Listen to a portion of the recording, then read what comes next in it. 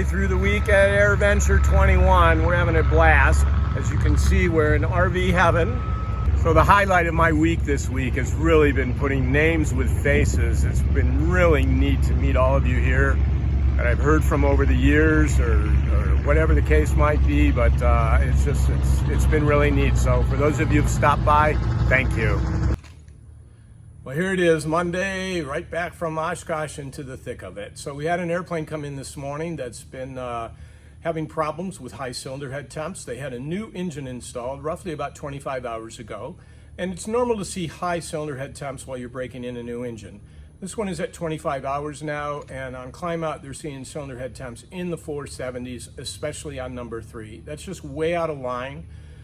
Most of the time we might see 400, 425 for a while with a new engine, but 471, certainly something is wrong there. So they brought it to us from South Florida. First thing we do is we want to take off the cowling, take a look. The baffling material in this case is brand new. It's the good silicone stuff, so we know that makes a nice seal. We did look at this with a flashlight prior to removing the cowling. It was all folded over properly and making a good seal. Next thing we want to look at, it's number 3 that's running hot. Number 3 typically runs hot on these engines. You've got to get air past this cylinder. In this case, the baffling is really tight against the back end. There's some parts left over down there. I see, Nick, washers, etc. But there's not a gap here, large enough gap between the baffling and number 3 cylinder. It's recommended actually to put a washer right there where that screw attaches, the screw from the baffling attaches to the cylinder head. So we're going to make certain that all gets opened up there. But then the thing that we actually find to be most problematic for the cause of high cylinder head temps is engine timing. It's very, very critical. In this case, this engine, the timing is spec'd at 25 degrees before top dead center. So it has dual magnetos. We put a timing box on it. And I don't know, Nick will try and get this in the camera if you can. This one is almost at 28 to 29 degrees.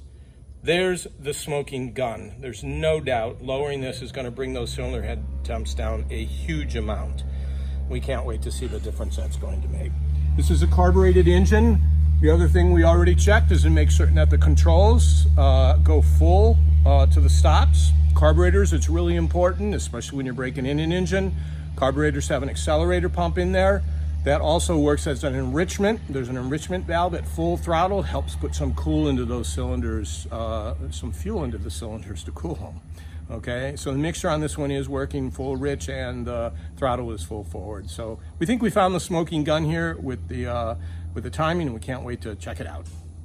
Isabel's going to show us how to do these brake pads. They're easy to do. So first step is you're going to slightly drill the backside of the rivets here.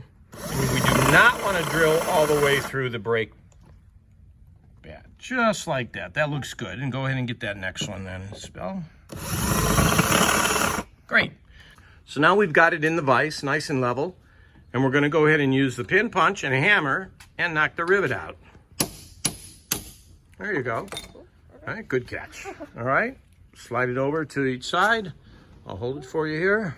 Thank you.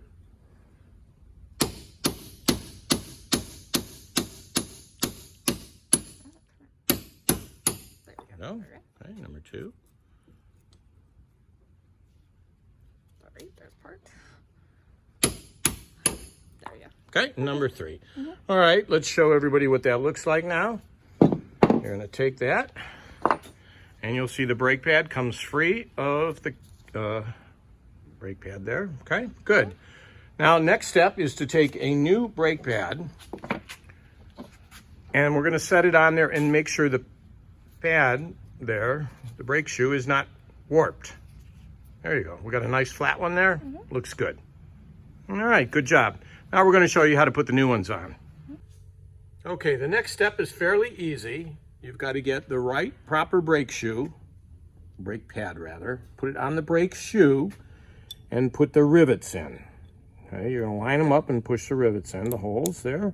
3 rivets here so they stay lined up. And then we don't like setting these with a hammer because it has a chance to break the shoe, the pad. So what we'll do is we have a squeezer here. If you can zoom in on that, you'll see it's a special brake rivet squeezer. We're going to put this into the squeezer, keeping it set hard against that sway, and then we come down and we just squeeze. Okay, and we're gonna get all these squeezed nice and tight. And we wanna make certain that the shoe is tight, there's no movement there, the brake pad on the shoe. All done, piece of cake.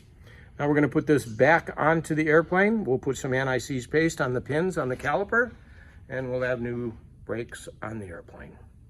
So now with the anti-seize paste, you can see how nice and freely the caliper moves, and that's what we want. We don't want any friction. We want that caliper to be able to ride very nice and smoothly there.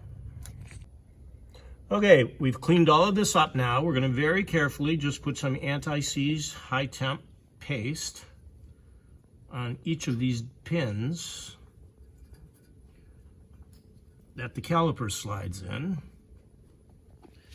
And then we're gonna take the outside brake pad, inside brake pad rather, and put it on. And with that, then we're gonna make sure we push the puck in so it's flat. The puck usually extends from wear. And we're gonna push this right back in and make certain we get nice. See how that slides real nice? That's the way that's supposed to work. Okay. So when we put the brakes back on, rather than safety wiring them, we'll use Nordlock washers. These things are really nice. They're wedge. You install them in pairs right behind the bolt there, and they won't come loose. You don't need to safety wire them. Matter of fact, if you just put them in finger tight, you can't get them off without a wrench. So save you some time next time. For those of you with RV10s, one of the upgrades that we really recommend are Matco wheels and brakes. The Cleveland brakes on the RV10s just don't work that well. It's a lot heavier airplane, and as you can see here, the pads, these are the Cleveland brake pads versus the Matco. So you got, looks like almost double the surface area of the pads.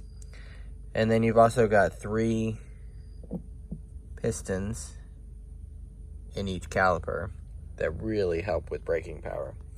The Clevelands will work, but they don't stop real well. Steering's a little more difficult, and they get really hot to the point where if you need them, they might fade until they don't work. So keep that in mind. We really do recommend the Matco wheels.